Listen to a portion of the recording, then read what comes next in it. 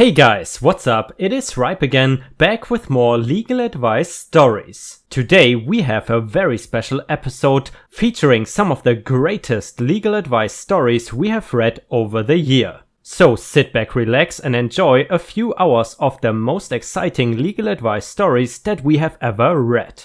My old babysitters won't leave me and my child alone. Please forgive me if this does not make any sense. I'm kind of enraged at the moment, so my mind is all over the place. My son's old babysitters, who were friends at the time and were trusted, had guardianship over him in case of medical emergencies while he was in their care while I worked. I stopped working 2 years ago, almost 3, and told them I would no longer need them to watch my child since we were planning to move to a different state anyway, and I ended their guardianship after they tried to keep my son from me and told him that he could live with them forever and that I never wanted or loved him like they do. Since stopping their guardianship, they have followed us around grocery stores, comes up and stops us in stores and tries to force my child to come to them. And when he doesn't, they will cry and make a scene, message me consistently about when they could have him kept and continue posting about how much they miss my child,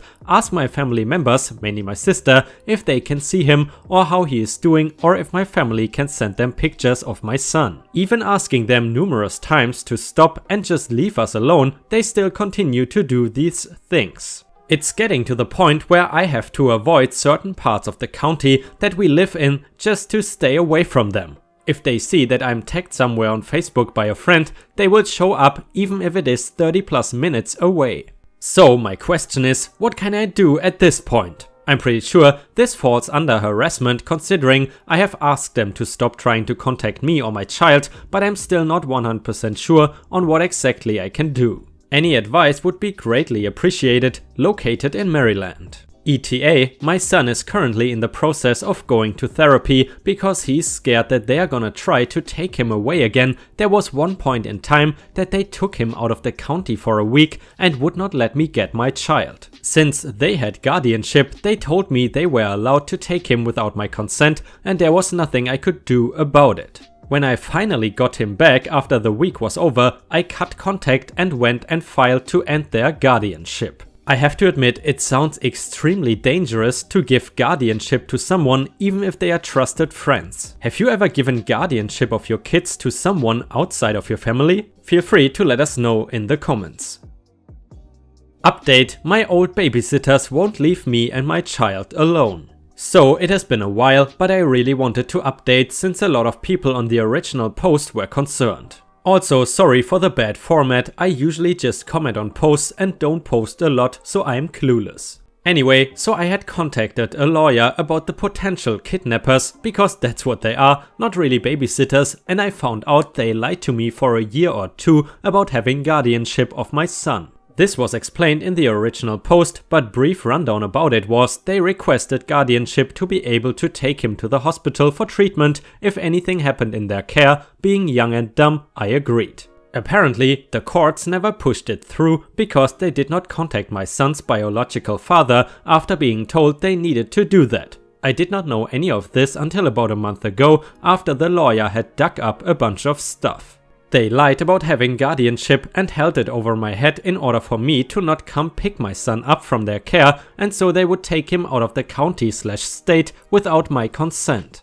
Anyway, they are currently going through court for potentially trying to kidnap someone else's kid after being paid to watch the second child. Apparently, they filed for emergency custody of the second child after not allowing the mother to come pick up their child. Since it is an ongoing case, I cannot give too many details about it, but I am being called in as a witness for their obsessive behavior and manipulation tactics. They are no longer allowed to contact me, my child, or any family members about myself and my child. So, the lesson we learned today is to never give guardianship to anyone outside of your own family.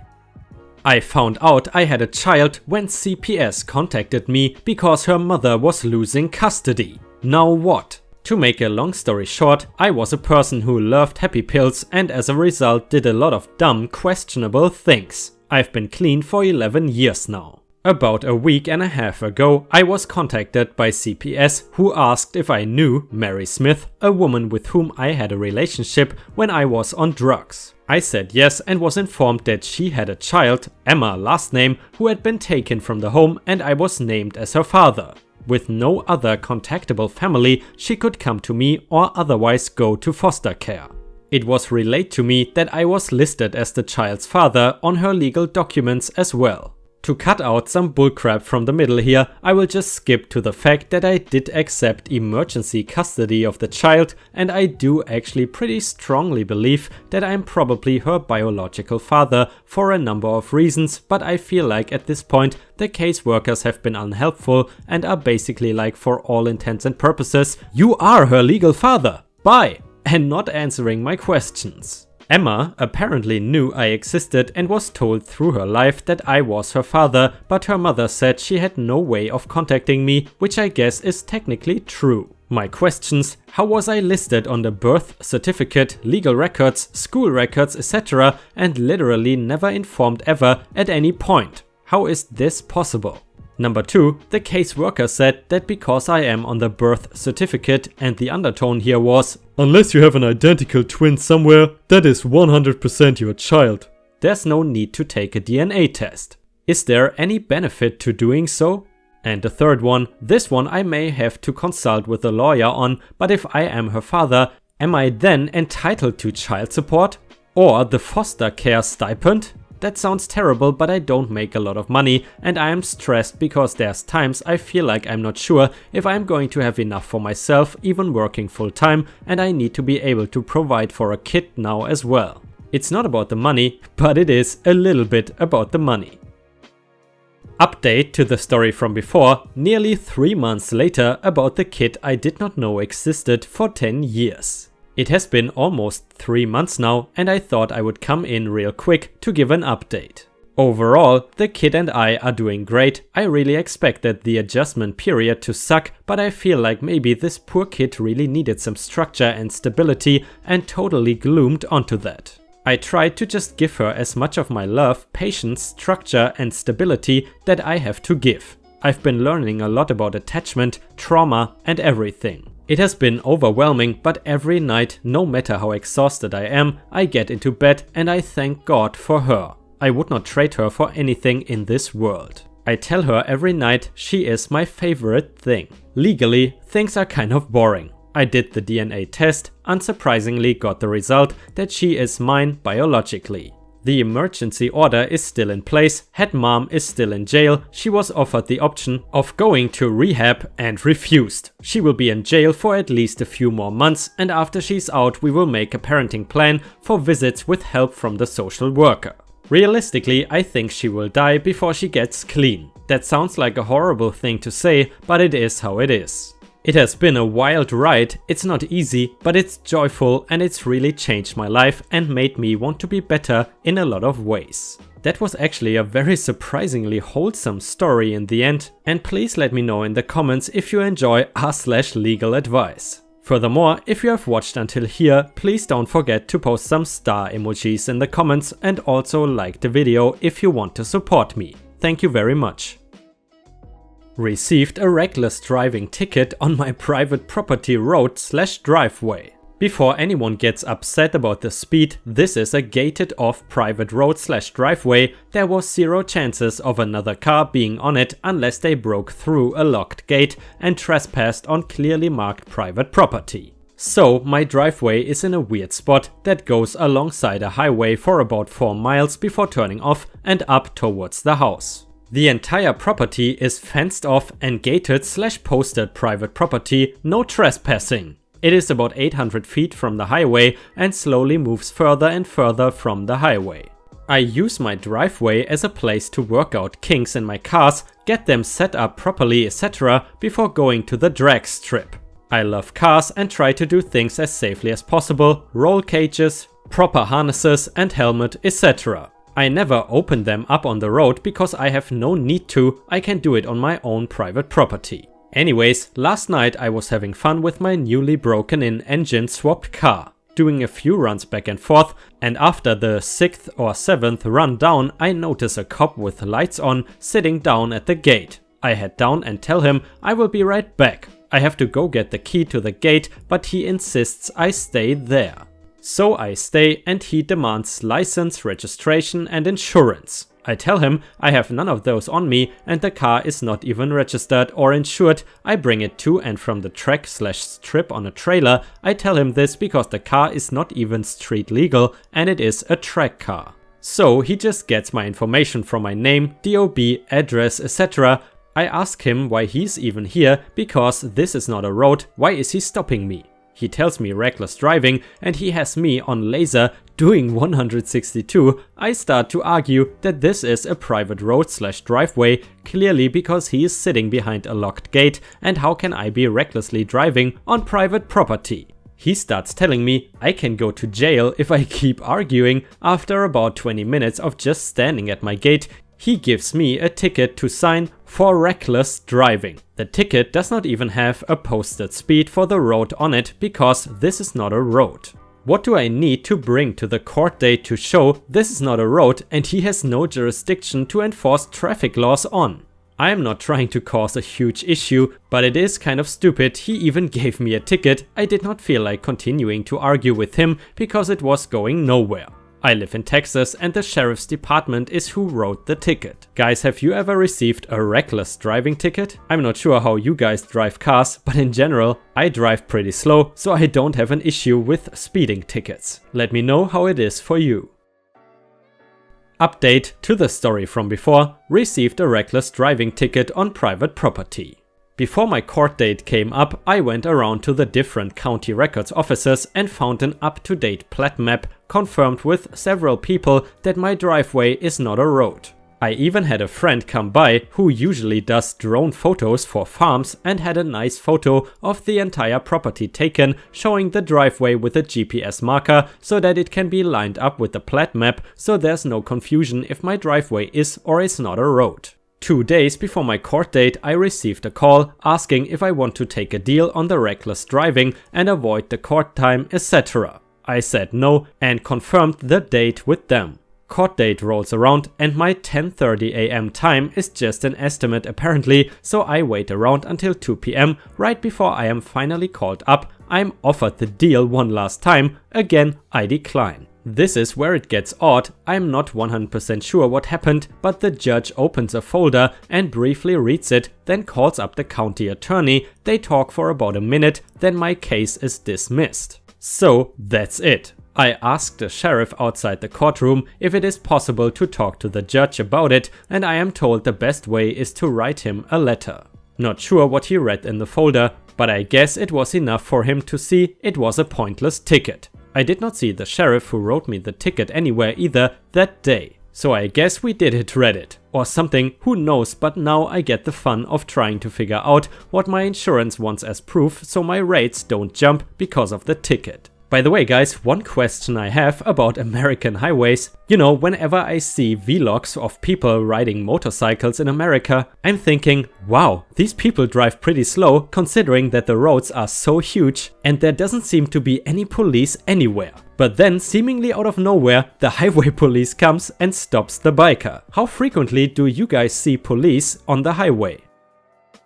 And the next story is not from r/legal advice, but instead from our own subreddit, just to bring in a little bit of variety. This story was posted by user Stacy Rose's Me and is titled Walmart Adventure with a Service Dog. So this morning at about 5 AM I decided to head to Walmart with my friend who happens to have a service dog. Normally when we go there together we never have an issue. Plus, this Walmart seems to allow all dogs, even the ones that are not service animals, even though the sign out front says that only service animals are allowed in the store. But I have seen people in there many times with many breeds of dogs, some well behaved and some that bark and jump on people. And yet, the people at Walmart never ever say anything to those people, so what happened today baffled me and my friend, but it had nothing to do with the employees themselves, just a random jerk. So we get in the store and my friend's service dog is trained to task whenever my friend is about to have an episode.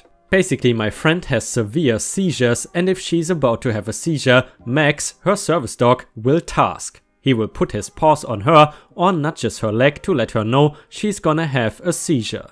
We had just walked in the store when Max started tasking, so my friend sat down on the floor before she had a seizure. Max laid himself down on top of her, which he's supposed to do, but some random jerk started yelling and trying to pull Max off my friend.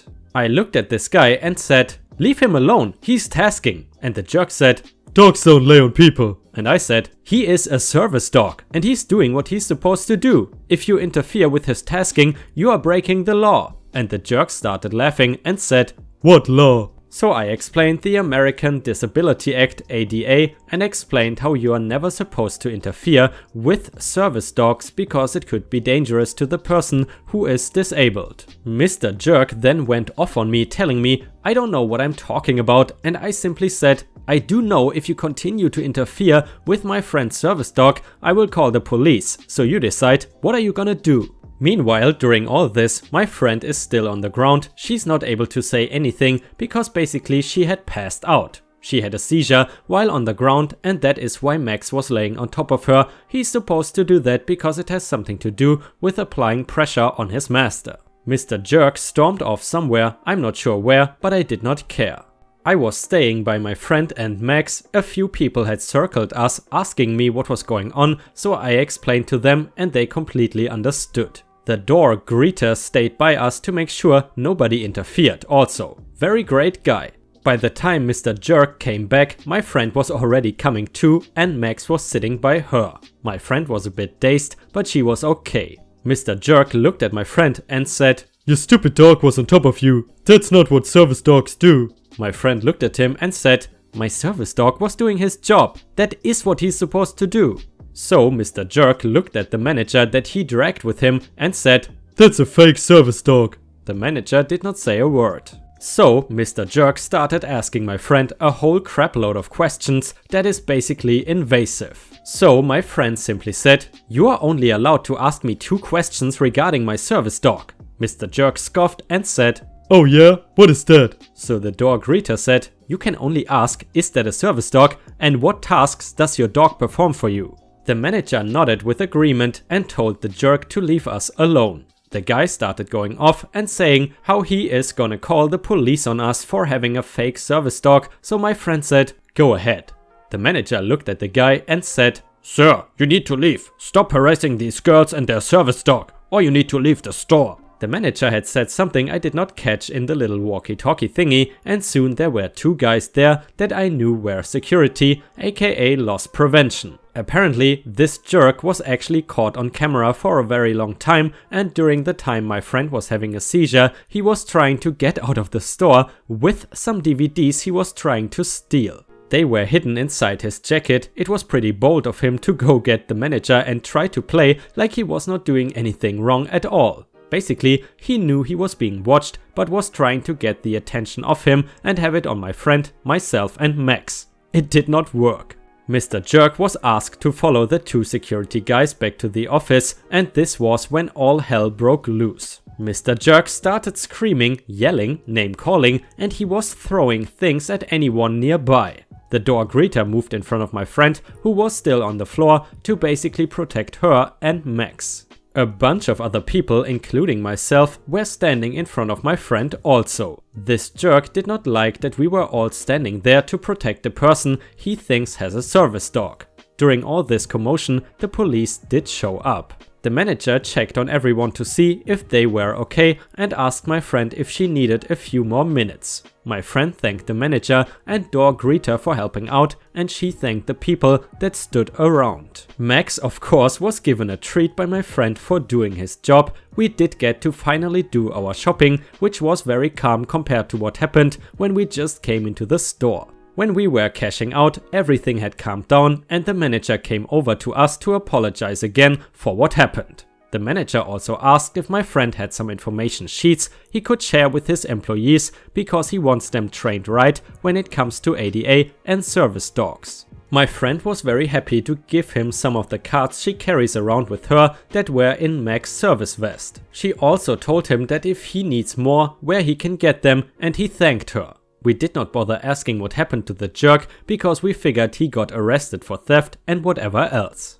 Okay, I know some are gonna ask questions about Max. He is a German Shepherd and very beautiful. My friend has had him since he was a puppy. My friend had helped training him to be a service dog. He is like her baby, she loves him and is very glad she got approved for a service dog. Max is about 3 years old, not sure what that is in dog years. Anyway, he is very well trained. Also, if you see someone with a service dog, you should never ever distract them from their task. You should never pet a service dog unless the owner says it's okay.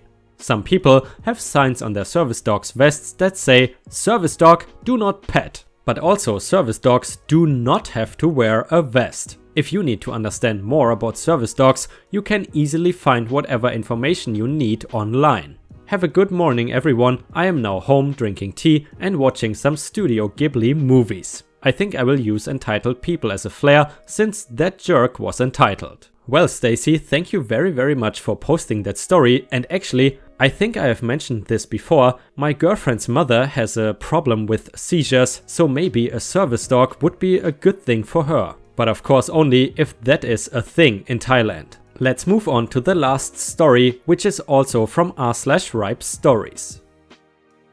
The last one was posted by Real Farfal Alfredo and is titled How I Got a Former SM Demoted. The story today about the liquor store worker reminded me of the time I got a SM demoted. I worked for a Midwest grocery/drug combo chain. I worked as receiving clerk and supervisor for the drug chain. Since I was coming up on 10 years with the same company, I had done almost every job in the store except for liquor clerk and management. However, I could do management jobs also. I started working there just after divorcing my ex-husband. A few months into my employment, I started going back to church with my sister and her family. My manager at the time had no problem adjusting my availability to give me Sundays off to go to church and Wednesday nights for Bible study. There is a law in the US that employers cannot discriminate based on religion and must give time off to worship.